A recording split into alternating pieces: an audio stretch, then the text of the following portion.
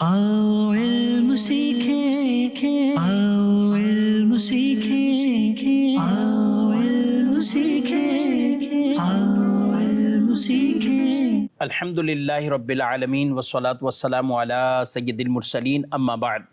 फ़अऊज़ु बिल्लाहि मिनश शैतानिर रजीम बिस्मिल्लाहिर रहमानिर रहीम अस्सलातु वस्सलामु अलैका या रसूलल्लाह व अला आलिका व अस्हाबिका या हबीबल्लाह अस्सलातु वस्सलामु अलैका या नबियल्लाह व अला आलिका व अस्हाबिका या नूरल्लाह। मदनी चैनल के नाज़रीन, प्रोग्राम अक़ाइद व नज़रियात में आपको खुश आमदीद कहते हैं, मरहबा कहते हैं। नबी पाक सल्लल्लाहु अलैहि वसल्लम का फरमान अज़मत आलीशान है, तीन तरह के वो अशख़ास जिन्हें बरोज़े महशर अल्लाह अपने अर्श का साया अता फरमाएगा। उनमें से पहला शख्स इरशाद फरमाया जो मेरे किसी उम्मती की परेशानी को दूर करे, दूसरा वो जो मेरी सुन्नत को ज़िंदा करे यानी उन पर अमल करे, और तीसरा वो जो मुझ पर कसरत से दुरूद पाक पढ़े।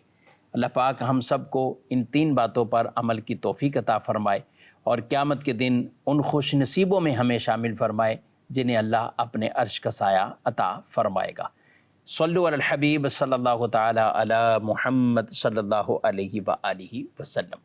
नाज़रीन किराम, इस प्रोग्राम में हम बतौर ख़ास किसी एक अक़ीदे के हवाले से गुफ्तगू करते हैं, और अक़ायद ये हर इंसान को, हर मुसलमान को समझना ये बहुत अहम और ज़रूरी है। कई ऐसी चीज़ें हैं कि जिस पर आदमी इजमाली तौर पर ईमान रखता है और उस पर उसका ईमान है, दिल से तस्दीक है, ज़बान से इकरार है, लेकिन बाज़ वो चीज़ें अक़ायद के हवाले से ऐसी भी होती हैं कि जिनको डिटेल तफसील से भी हमें समझना चाहिए, और ना समझने की वजह से बाज़ औक़ात किसी के शक व शुबात पैदा करने की वजह से अजीब व गरीब इश्कालात के अंदर फंस जाता है, और उसी वजह से कई चीज़ों के बाद औक़ात वो इनकार कर देता है। इल्म ना होने की वजह से ऐसे भी लोग ज़माने में हैं कि जो माज़अल्लाह दहरियों के चक्कर में पढ़कर या किसी ऐसी गुफ्तगू में पढ़कर सुनकर कि वो माज़अल्लाह अल्लाह के भी इनकार करने वाले बन गए और अल्लाह रब्बुल आलमीन की ज़ात पर भी सवालात उठाने वाले बन गए। ये भी हमारे इसी मुआशरे में सोशल मीडिया का दौर है, स्क्रीन पर आदमी देखता है और पता नहीं क्या क्या बात का देखता जाता है,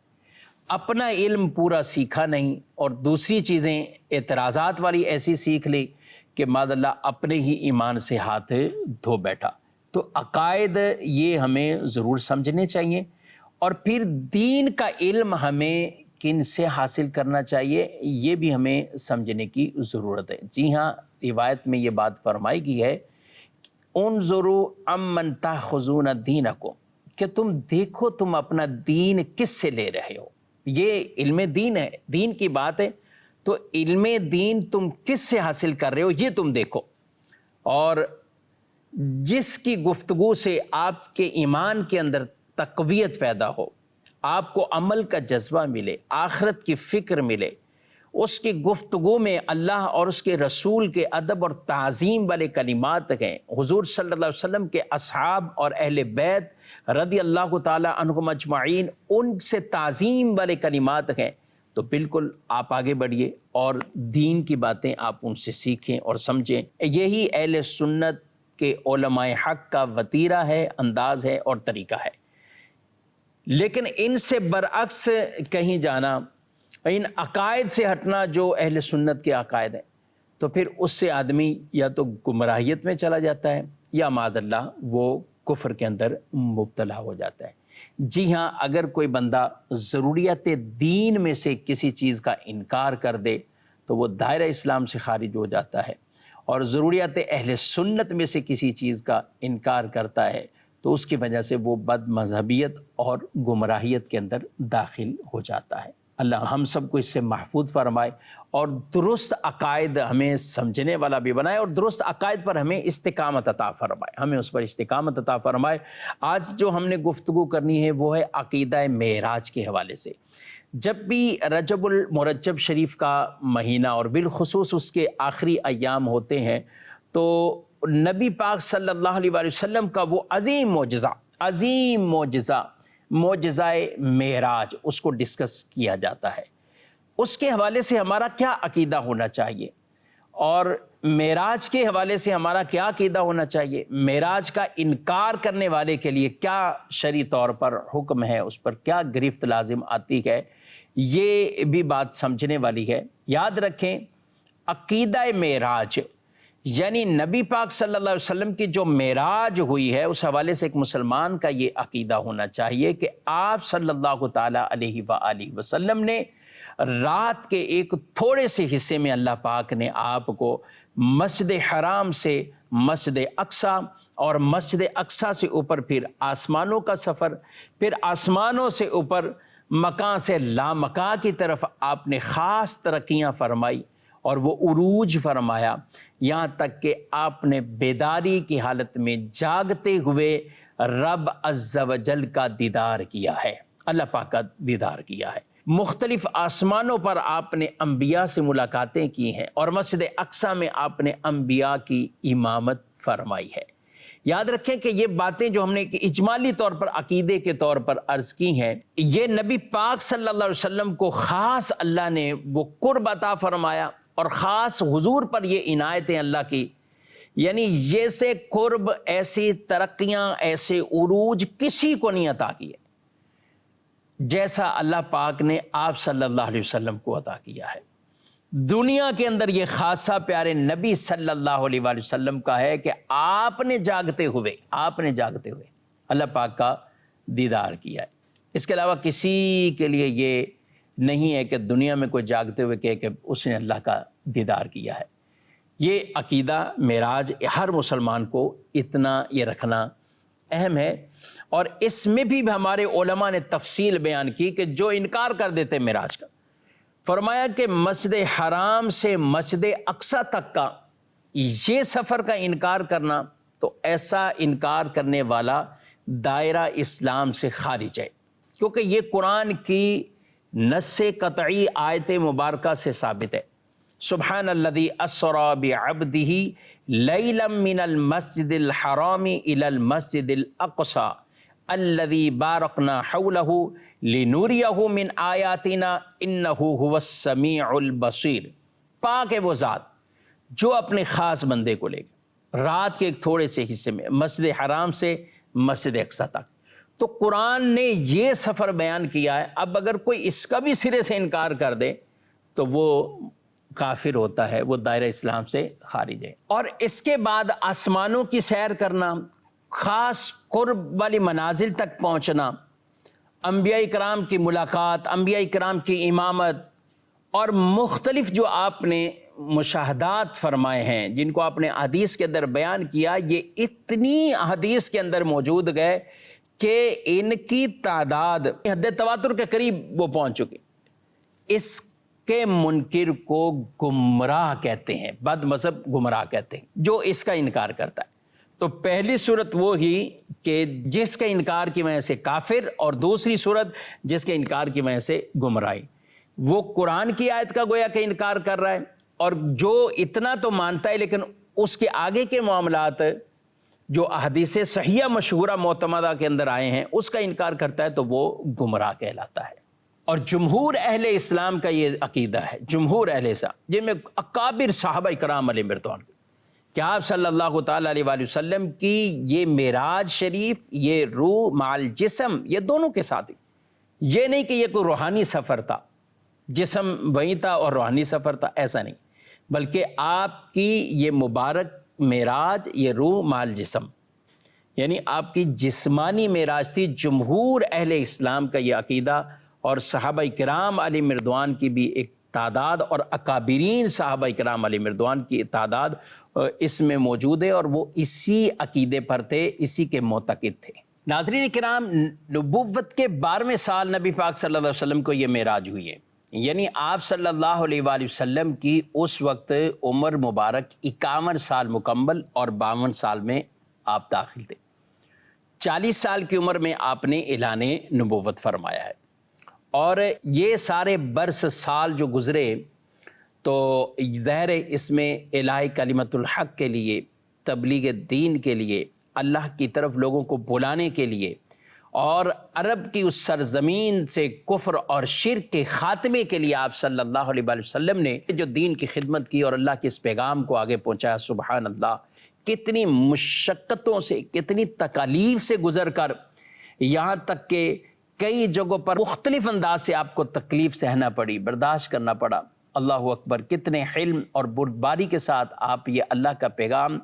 یہ آگے پہنچاتے رہے، اور یہ 12 سال گزر گئے۔ ناظرین کرام، بات کرنا آسان ہے، سن لینا بھی آسان ہے، لیکن زندگی کے 12 سال کے اندر ابتدائی مکی زندگی، اس میں تکالیف مشقتیں یہ تھیں،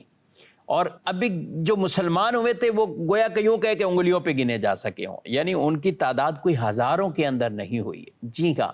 بلکہ انہیں سینکڑوں کے حساب سے آپ کہہ سکتے ہیں کہ اتنے سالوں میں چند سو مسلمان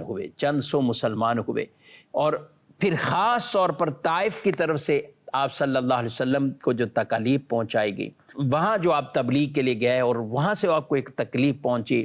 تو اس میں آپ صلی اللہ علیہ وسلم پر کافی وہ تکالیف تھیں، تو اس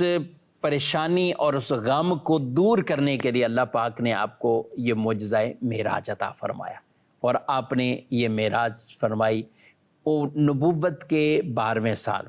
مہینے میں اختلاف ہے، البتہ زیادہ صحیح اور درست قول یہی ہے کہ آپ صلی اللہ علیہ وسلم کی معراج شریف 27 رجب المرجب کو ہوئی، اور آپ صلی اللہ تعالیٰ علیہ وآلہ وسلم نے اگلی صبح ہی آپ نے اس کا لوگوں میں اعلان فرمایا۔ آپ ام ہانی رضی اللہ تعالیٰ عنہ ان کے گھر پر تھے، اور آپ نے انہیں بھی بتایا، اور پھر آپ نے اس بات کو باہر لوگوں کو بھی آپ نے ارشاد فرمایا، اور کفار نے یہ بات سنتے ہی ایک عجب شور مچایا کہ اب ہمارے پاس ایک ایسی بات آ چکی ہے کہ اگر ہم کسی کو بتائیں گے تو وہ ظاہری طور پر ہی شک و شبہات میں الجھ جائے گا، اور محمد صلی اللہ علیہ وسلم یعنی ان کے دین سے وہ پلٹ جائے گا، ان کے دین سے پھر جائے گا، اور مزید لوگ ان کی طرف نہیں آئیں گے۔ ابو جہل نے بھی بڑا شور مچانے کی کوشش کی کہ اب تو ایسی بات پتہ چل گئی کہ میں لوگوں کو اب یہ بتاؤں کہ لو بھی تمہارے نبی یہ کہتے ہیں کہ میں رات کے حصے میں یہاں سے یہاں گیا، مسجد حرام اور مسجد حرام سے مسجد اقصیٰ، آسمانوں کی سیر، تمہارے نبی یہ کہتے ہیں۔ لیکن قربان جائیں شان صدیقیت پر، حضرت ابو بکر صدیق رضی اللہ تعالیٰ عنہ، وہ صحابی سبحان اللہ کہ ابھی حضور علیہ السلام سے نہیں سنا، ابو جہل سے سنا ہے، اور آپ سنتے ہی جب کہا کہ بھلا یہ بتاؤ کہ کوئی صاحب ایسا ہو سکتا ہے کہ وہ یہ دعویٰ کرے اور یوں پہنچ گیا، تو فرمایا پہلے یہ بتاؤ کہ کہا کس نے؟ کہا تمہارے نبی نے کہا ہے، تمہارے دوست نے کہا ہے۔ کہا سبحان اللہ، میرے نبی کہتے ہیں تو بے شک وہ سچ ہی کہتے ہیں، یعنی اس سے اوپر کا بھی دعویٰ فرمائے تو میں تو اس کی بھی تصدیق کرتا ہوں۔ تو وہ آپ مرتبہ صدیقیت اور صدیقین میں بھی صدیق اکبر سبحان اللہ اس لقب سے آپ مشہور اور معروف ہوئے۔ تو یاد رکھیں کہ انہوں نے تصدیق کی، نبی پاک صلی اللہ علیہ وسلم کی طرف ایک بات کی نسبت ہوئی، اگرچہ ابو جہل سے سنا لیکن فوراً مان لیا۔ یہ ہوتی ہے بات ناظرین کرام عشق کی، محبت کی، حضور سے محبت ہے تو ایسا اعلان آپ نے کیا کہ یہ محبت والی بات ہے، اگرچہ ابھی دشمن کے ذریعے سے مجھ تک پہنچی ہے، میں حضور کی بارگاہ میں پہنچوں گا، پوچھوں گا، یہ بعد کی باتیں ہیں، لیکن کہا کہ تمہارے اعتراضات اور تمہارے شک و شبہات میں میں نہیں آؤں گا، میرے نبی کہتے ہیں تو بے شک سچ فرمایا اور انہوں نے حق فرمایا۔ یہی آج کے ایک مسلمان کا عقیدہ ہونا چاہیے، اور ہمارے علماء یہی بیان کر رہے ہیں، اس پر ہی ہمارے علماء کی کتابیں موجود ہیں۔ تو عقیدہ معراج اسی طرح ہمیں سمجھنا ہے، شک شبہات میں نہیں آنا۔ اللہ پاک نے معراج شریف کو بیان کرنے سے پہلے یہ سبحان سے آیت مبارکہ کا آغاز کیا ہے۔ سبحان سے مراد یہ ہے اللہ کی ذات پاک ہے، ہر عیب سے پاک ہے۔ ذہنوں میں سوالات پیدا ہوں، کیسے گئے، کتنے وقت میں گئے، تھوڑے سے ٹائم میں یہاں سے یہاں چلے گئے، کیسے ہوا؟ تو آپ حضور کی طرف دیکھ رہے ہیں، میں کہوں گا کہ دیکھو حضور کی طرف، لیکن پہلے آیت مبارکہ کی طرف دیکھیں کہ لے جانے والی ذات کون سی ہے۔ لے جانے والی، تو جب لے جانے والی ذات قادر مطلق ہے، اللہ رب العالمین کی ذات ہے، وہ قادر ہے، ہر عیب سے پاک ہے، تو حضور علیہ السلام کا جانا اپنی جگہ، رب تبارک و تعالیٰ کا قادر مطلق ہونا یہ مسلم ہے، یقینی ہے۔ تو جو قادر مطلق ہے وہ اپنے محبوب کو لے گیا۔ تو اللہ لے گیا اپنے خاص بندے کو، اپنے خاص رسول کو مسجد حرام سے مسجد اقصی، اور پھر اس سے آگے کی سیر فرمائی۔ قرآن پاک میں 2 جگہ یہ معراج کا ذکر ہے، یعنی ایک تو سورہ بنی اسرائیل سورہ اسراء بھی سے کہا جاتا ہے، 15ویں پارے کی ابتدا میں ہی اللہ نے اس واقعے کو بیان فرما دیا، اور ایک سورہ نجم میں بعد نے اس کو یوں بھی بیان کیا کہ سورہ نجم میں ایک طور پر آنے کا بھی ہے، دیدار کا بھی ہے، اور یہاں پر جو ہے اس سفر کے آغاز کا ہے۔ سورہ نجم میں کئی آیتیں مبارکہ ہیں۔ یہ باتیں ہمیں اس لیے سمجھنی بھی چاہیے کہ یہ عقیدہ کوئی ایسا نہیں کہ جو بالکل عام ہم نے ایک خطیبانہ انداز سے سنا اور مان لیا، یہ قرآن میں بھی ہے موجود، یہ احادیث طیبہ میں بھی، اور ایسے صحابہ کی تعداد درجنوں میں ہے، جی ہاں، جنہوں نے معراج کی حدیثوں کو روایت کیا ہے، اور وہ سیاستہ کی حدیثیں بھی، یعنی دوسری کتب کی حدیث تو ہے ہی ہیں، سیاستہ کے اندر بھی باقاعدہ حدیث موجود کہ مختلف انداز سے جو آپ کے مشاہدات بھی ہیں ان کو بھی بیان کیا گیا، وہ بھی معراج کی روایتیں ہے۔ پھر عذابات آپ نے بیان کیے، معراج کی رات میں نے یہ دیکھا، تو وہ بھی حدیث بخاری میں بھی ہے، مسلم میں بھی، دیگر سیاستہ کی کتب میں موجود ہے۔ تو ان کتب کے اندر بھی یہ حدیث موجود ہیں، اور درجنوں صحابہ کرام بلا مبالغہ جنہوں نے ان کو روایت کیا ہے۔ قرآن پاک کے اندر سورہ بنی اسرائیل کی تو آیت سنی، سورہ نجم کی سنی۔ اللہ پاک ارشاد فرماتا ہے، بسم اللہ الرحمن الرحیم، وَالنَّجْمِ إِذَا هَوَىٰ، نجم کہتے ہیں تارے کو،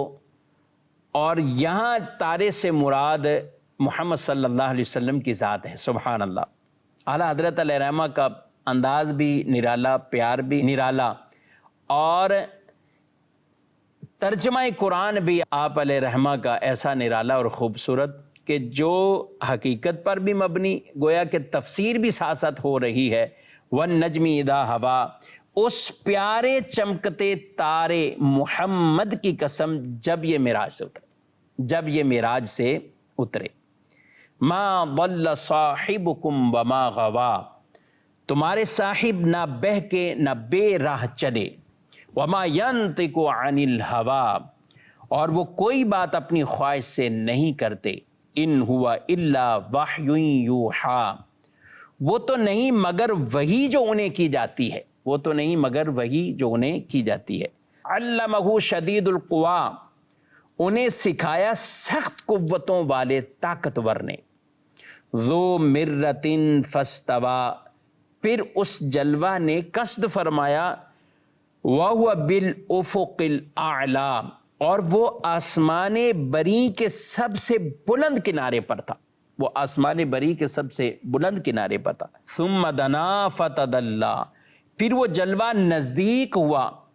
پھر خوب اتر آیا، یعنی اور قرب میں پہنچا۔ فَكَانَ قَابَ قَوْسَيْنِ أَوْ أَدْنَىٰ، تو اس جلوے اور اس محبوب میں 2 ہاتھ کا فاصلہ رہا، او ادنا، بلکہ اس سے بھی کم۔ سبحان اللہ، قاب قوسین، 2 ہاتھ کا، بلا تشبیہ ناظرین کرام، 2 ہاتھ اور اس طرح کی پیمائش یہ میرے اور آپ کے سمجھنے کے لیے ہوتی، لیکن ہے یہ بلا تشبیہ۔ فَكَانَ قَابَ قَوْسَيْنِ أَوْ أَدْنَىٰ، اس جلوے اور اس محبوب میں 2 ہاتھ کا فاصلہ یا اس سے بھی کم۔ فَأَوْحَىٰ إِلَىٰ عَبْدِهِ مَا أَوْحَىٰ، سبحان اللہ، وحی کی اس نے اپنے بندے کی طرف جو وحی کی۔ یعنی بعض اوقات آدمی گفتگو ہوتی نا بھائی، جو چاہ، پھر باتیں ہوئیں، گفتگو ہوئی تو جو چاہ، سبحان اللہ، محبوب اور محب کا قرب خاص ہے، جو چاہا رب نے اپنے محبوب کو وحی کی۔ ما کذب الفؤاد ما رآ، دل نے جھوٹ نہ کہا جو دیکھا۔ افتمارونہ علی ما یرا، اللہ فرماتا ہے کیا تم ان کے دیکھے ہوئے پر جھگڑتے ہو، کیا تم ان کے دیکھے ہوئے پر جھگڑتے ہو۔ وَلَقَدْ رَآهُ نَزْلَةً أُخْرَىٰ، اور انہوں نے تو وہ جلوہ 2 بار دیکھا، عند سدرۃ المنتہا، سدرۃ المنتہا کے پاس، عندہا جنت المأویٰ، اور اس کے پاس جنت المأویٰ ہے، اور اس کے پاس جنت المأویٰ ہے۔ اذ یغشی السدرۃ ما یغشی، اور جب سدرہ پر چھا رہا تھا جو چھا رہا تھا، ما زاغ البصر وما طغى، آنکھ نہ کسی طرف پھری نہ حد سے بڑی۔ سبحان اللہ۔ آپ یہ آیتیں پڑھتے جائیں، ان کے ترجمہ پڑھیں، کیسا ایک ذوق اور محبت کہ جس میں رب تبارک و تعالیٰ گویا کہ ان کے معراج سے واپسی آنے کا بھی تذکرہ فرما رہا، اس جلوے کا، وہ خاص قرب کا، ثم دنا فتدلی فکان قاب قوسین او ادنی، جسے خاص یہ قرب نصیب ہوا۔ سبحان اللہ۔ تو معراج قرآن میں 15ویں پارے بھی ہے اور 27ویں پارے کے سورہ نجم میں بھی اس کا تذکرہ ہے۔ حدیث کی طرف ہم جائیں تو بکثرت حدیثیں، مشہور اور معتمد حدیثیں اس پر موجود ہیں۔ اور ناظرین اکرام، قرآن مجید پڑھیں یا حدیث طیبہ کو پڑھیں، اس میں ایک بات یہ بھی واضح ہے کہ نبی پاک صلی اللہ علیہ وآلہ وسلم نے اللہ کا دیدار کیا ہے۔ جی ہاں، رب کا دیدار کیا ہے۔ یہ حضور علیہ السلام کا خاصہ ہے۔ حضرت موسیٰ علیہ السلام نے اللہ کی بارگاہ میں کہا، ربی آرینی، اے اللہ میں تجھے دیکھنا چاہتا ہوں، تیرا دیدار چاہتا ہوں۔ رب نے یہ نہیں فرمایا کہ میرا دیدار ہو ہی نہیں سکتا، یہ نہیں فرمایا، بلکہ فرمایا لن ترانی، اے موسیٰ آپ نہیں دیکھ سکتے، آپ نہیں دیکھ سکتے، ولیکن انظر الی الجبل، یعنی لیکن پہاڑی کی طرف دیکھو، اس پہاڑ کی طرف دیکھو جس پر رب کی خاص تجلی ہوئی۔ تو رب کا دیدار نہیں ہو سکتا ایسا نہیں ہے، بلکہ یہاں فرمایا گیا کہ اے موسیٰ آپ نہیں دیکھ سکتے۔ دنیا میں یہ کسی کو اور نہ ملا، یہ خاصہ پیارے نبی صلی اللہ تعالیٰ علیہ وآلہ وسلم کا، یہ حضور صلی اللہ علیہ وسلم کا خاصہ ہے کہ آپ نے جاگتے ہوئے بیداری کے اندر اللہ کا دیدار کیا ہے۔ اور کوئی دعویٰ کرے دنیا میں تو وہ کافر ہو جائے گا، کیونکہ کسی کو نصیب ہی نہیں ہوا۔ آخرت میں اللہ کا دیدار کریں گے، جنت میں اللہ کا دیدار کریں گے۔ خواب میں دنیا میں کوئی جلوہ دیکھ سکتا ہے اور ثابت بھی ہے اولیاء کے لیے، لیکن دیدار جاگتے ہوئے کسی کے لیے ثابت نہیں سوائے رسول اللہ صلی اللہ علیہ وسلم۔ اللہ فرماتا ہے ثم دنا فتدلی فکان قاب قوسین او ادنی فاوحی الی عبدہ ما اوحی، پھر وہ جلوہ قریب ہوا اور اتنا قریب ہوا کہ 2 کمانوں 2 ہاتھ یا اس سے بھی کم فاصلہ ہے۔ بخاری شریف کی حدیث ہے، نبی پاک صلی اللہ علیہ وآلہ وسلم فرماتے ہیں حتی جاء سدرۃ المنتہی، کہ جب آپ صلی اللہ علیہ وسلم سدرۃ المنتہی پر پہنچ گئے، وَدَنَ الْجَبَّارُ رَبُّ الْعِزَّةِ فَتَدَلَّى، کہا کہ اللہ رب العالمین نے اپنی شان کے لائق قریب ہوا، وہ جلوہ یعنی ان کے قریب ہوا۔ وہ کتنا قریب ہوا؟ حتی کان منہ قاب قوسین او ادنی، یہاں تک کہ 2 کمانوں کے درمیان فاصلہ یا اس سے بھی کم فاصلہ رہ گیا، بلا تشبیہ۔ تو یہ ہمارا عقیدہ ہے، یہ بخاری شریف کی حدیث ہے جس میں یہ بات بیان کی گئی۔ مسلم شریف کی حدیث ہے، حضرت عبداللہ بن شقیق رضی اللہ تعالیٰ عنہ کہتے ہیں کہ میں نے ابو ذر سے کہا لو رأیت رسول اللہ صلی اللہ علیہ وآلہ وسلم لسألتہ، اگر میں حضور کو دیکھتا تو میں ان سے ایک سوال کرتا۔